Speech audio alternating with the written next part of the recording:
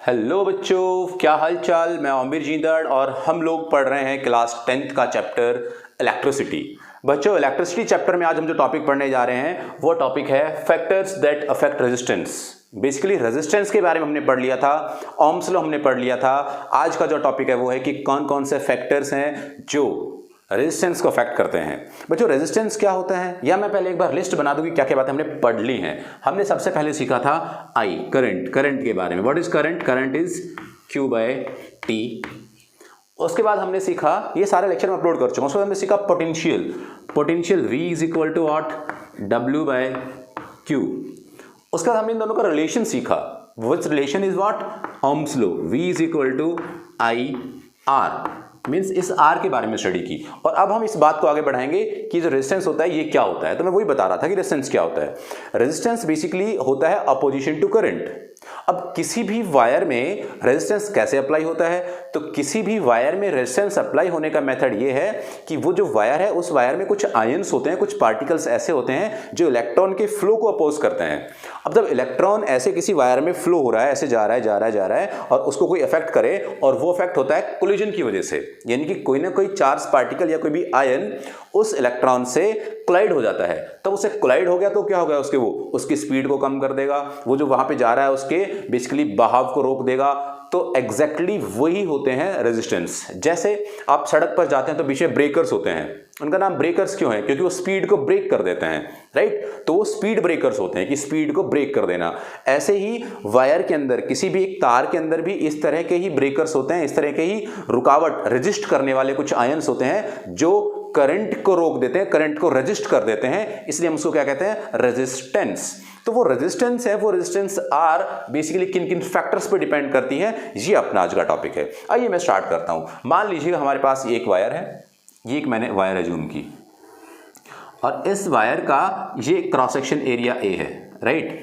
और ये cross section area A. Cross section area क्या होता है बच्चों? ये बात आपको समझ आती होगी, नहीं तो मैं बताता हूं। देखो अभी ये लेंथ है L। Cross section area word से मतलब है कि ये जो चौक आप देख रहे हैं, इस चौक का जो ये सामने वाला एरिया है, यानी कि ये जो एरिया है ये है एरिया ऑफ क्रॉस सेक्शन, और ये इसका हुआ लेंथ L। अगर मैं अब आपसे कहूं कि मान लीजिएगा ये जो एक वायर था, इस वायर का रेजिस्टेंस है R। मान लिया हमने उस वायर का रेजिस्टेंस R है, L लेंथ की वायर है। अगर हम लेंथ को बढ़ा दें, मैं इस लेंथ को यहां से बढ़ा के ऐसे इतनी कर देता हूं, तो इसकी लेंथ बढ़ाने से क्या होगा कि जितने नंबर ऑफ कोलिजन यहां तक हो रहे थे उससे ज्यादा नंबर ऑफ कोलिजन होंगे। अब ज्यादा नंबर ऑफ कोलिजन होंगे तो क्या होगा? करंट में रुकावट ज्यादा आएगी। तो रुकावट ज्यादा आई तो कैसे आई रुकावट ज्यादा? लेंथ को बढ़ा देने से। इसका मतलब resistance R depends on length, depends on length of wire. मैं लेंथ लिख रहा हूं, means R is directly proportional to L। कैसे डिपेंड करता है? Directly proportional. डायरेक्टली प्रोपोर्शनल का मतलब क्या हुआ कि लेंथ बढ़ेगा, लेंथ बढ़ने से क्या होगा? रेजिस्टेंस भी बढ़ेगा। यानी कि लेंथ बढ़ने से रेजिस्टेंस बढ़ जाता है, तो दोनों डायरेक्ट रिलेशन में। That is the equation number first. अब अगर मैं आपसे बात करूं कि यहां से 1 2 3 4 5 6 7 8 9 कोई 9 इलेक्ट्रॉन ऐसे जा रहे थे, राइट? तो उन 9 इलेक्ट्रॉन जो ऐसे जा रहे थे, उन 9 के 9 इलेक्ट्रॉन के बीच में कोलिजन होने का चांस ज्यादा है, वो टकरा सकते हैं। अगर मैं इस एरिया को बड़ा कर दूं, ये मैंने इस एरिया को इतना बड़ा कर दिया, तो एरिया बड़ा कर दिया तो क्या होगा? अभी आराम से खुले खुले हो जाएंगे, बड़े आराम से निकल जाएंगे। तब ये एरिया छोटा था तो इनके बीच में रुकावट आ रही थी, यानी कि रेजिस्टेंस ज्यादा था। और जैसे मैंने इस एरिया को बढ़ा दिया तो एरिया बढ़ाते ही क्या हुआ? एरिया बढ़ाते ही इनके बीच रुकावट भी कम हो गई, यानी कि एरिया बढ़ जाने से रुकावट कम हो जाती है। जैसे मान लीजिए आप जहां पर भी बैठे हैं, जिस भी रूम में आप बैठे देख रहे हैं, उस रूम के गेट, उसके रूम का गेट में से एक साथ 3 बंदे निकल सकते हैं। और अगर मान लीजिए 20 बंदे बैठे हो इसमें और अचानक से आग लग जाए रूम में, तो क्या 3 से ज्यादा निकल सकते हैं? नहीं, यानी कि रुकावट आएगी, भागा दौड़ी होगी। अगर वो गेट बहुत बड़ा हो, उसका एरिया बड़ा हो, तो रुकावट आएगी क्या? नहीं, सब लोग एक साथ निकल जाएंगे। कहने का मतलब ये हुआ कि एरिया जितना बड़ा होगा उतनी रुकावट कम होगी। समझ रहे मेरी बात को? एरिया बढ़ जाने से रुकावट कम होती है, यानी कि एरिया का और रुकावट का कैसा रिलेशन है? इनवर्स रिलेशन, उल्टे हैं एक दूसरे के। Means resistance depend on area, depends on area too, but जो रिलेशन है इसका, वो इसके साथ रिलेशन है इनवर्सली। यानी कि अगर एरिया बढ़ गया, एरिया हम बढ़ा दें तो रेजिस्टेंस क्या हो जाएगा? कम। यहां पर लेंथ हम बढ़ा दें तो रेजिस्टेंस भी क्या हो जाएगा, बढ़ जाएगा। अब इसके अलावा भी क्या किसी चीज पे डिपेंड करता है, हाँ इसके अलावा टेम्परेचर पे भी डिपेंड करता है, वो आपके सिलेबस में खैर नहीं है, स्लाइटली थोड़ा सा टेम्परेचर पे डिपेंड करता है कि टेम्परेचर बढ़ा देने से रेजिस्टेंस इंक्रीज हो जाती है। चलिए मैं एक लाइन लिख देता हूं यहां पे, temperature increase resistance increased, resistance increase. ये कैसे होता है इसके बारे में हम लोग बात करेंगे कभी, राइट। तो टेम्परेचर इंक्रीज होने से रेजिस्टेंस इंक्रीज हो जाता है, इसको हम अभी अकाउंटेबिलिटी में नहीं ले रहे हैं। बेसिकली हम जो बात कर रहे हैं वो केवल डायमेंशंस की बात कर रहे हैं। डायमेंशंस मतलब उसकी बनावट पे कैसे डिपेंड करता है रेजिस्टेंस। तो लेंथ की हमने बात की, एरिया की हमने बात की। अब अगर मैं इन दोनों इक्वेशंस को, that is equation number first and that second, इन दोनों को कंबाइन कर दूं तो क्या होगा, देखो ऑन सॉल्विंग इक्वेशन 1 एंड 2, 1 और 2 को हल करने पर इनको सॉल्व करेंगे तो क्या आएगा, R is proportional to L by A। अब मुझे इस प्रोपोर्शनलिटी साइन को हटाना है और एक कोई कांस्टेंट लगाना है। तो यहां पर हम जो कांस्टेंट यूज करते हैं that constant is resistivity rho L by A। That is what, that is constant. पहले मैं इसको कांस्टेंट बोलूंगा, कांस्टेंट।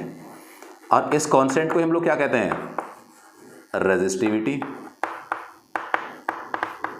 ऑलराइट, ये होता है आपका रेजिस्टिविटी। अब एक क्वेश्चन यहां पे बनता है, व्हाट इज रेजिस्टिविटी। भाई रेजिस्टिविटी क्या होता है, इसका डिफाइन लिखवाइए। चलिए मैं इसका डिफाइन लिखवाता हूं। इट इज द कैरेक्टरिस्टिक और property of material which oppose the flow of current, जो इलेक्ट्रिक करंट के फ्लो को अपोज करे हम उसको कहते हैं रेजिस्टिविटी। एक मटेरियल की सेम होती है। जैसे मैं एक सिंपल सा क्वेश्चन मैं आपसे पूछता हूं, आप ध्यान से सुनिए मेरे क्वेश्चन को। मान लीजिए मेरे पास ये एक वायर है, राइट, और इस वायर का रेजिस्टेंस है R, इस वायर का रेजिस्टेंस है R। मैंने इस ही वायर को काट के आधा कर दिया, अब ये आधी वायर है। बताइए इसका रेजिस्टेंस कितना और बताइए इसकी रेजिस्टिविटी कितनी। ये चीज बताने से पहले मैं आपको एक छोटी सी बात और सिखा देता हूं। आप जल्दी से इसका स्क्रीनशॉट ले लें या इसे जल्दी से लिख लें, फिर मैं चर्चा को आगे बढ़ाता हूं। चलिए पॉज करके आपने लिख लिया होगा। मैं इतने पार्ट को हटा रहा हूं, यहां से ये मैंने हटाया। और एक छोटा सा रेजिस्टिविटी का फॉर्मूला मैं आपको और बता दूं। रेजिस्टिविटी क्या होती है, resistivity rho, that is the characteristic of material, that's okay. Resistivity rho is equal to what, RA upon L। Alright, मैं रेजिस्टिविटी की यूनिट भी बताऊंगा, सारी बातें हम लोग करेंगे, लेकिन थोड़ा सा थांबा करिएगा।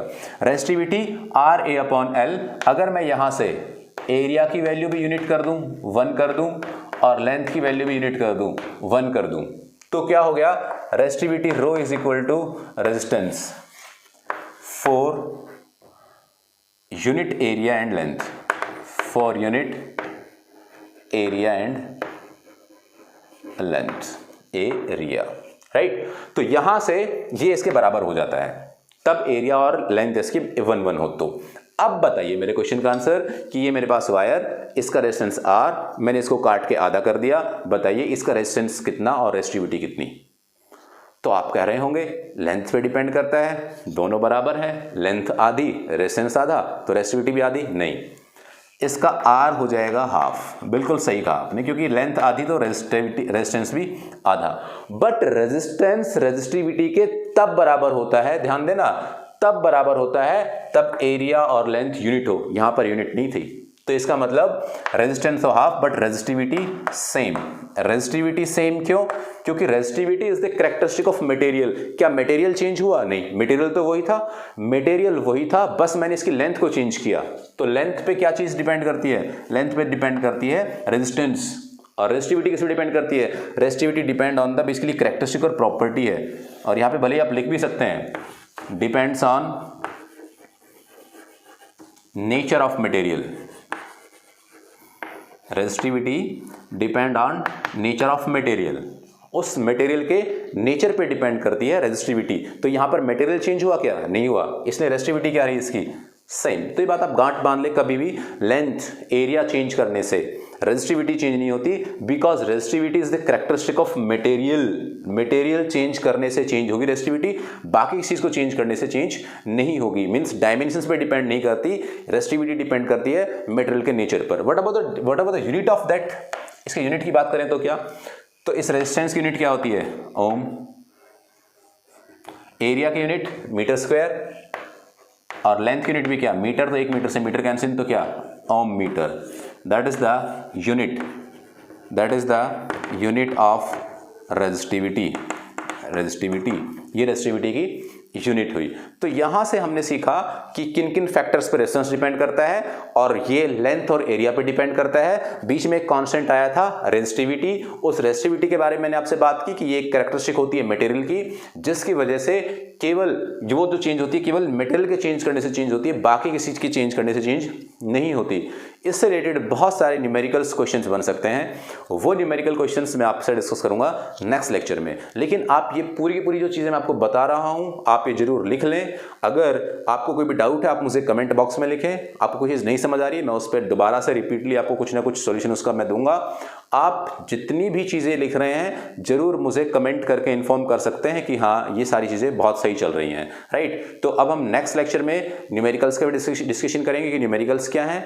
आप कीप शेयर करते रहें वीडियो को, अगर आपको अच्छा लगा तो कल होगी मुलाकात। Thank you.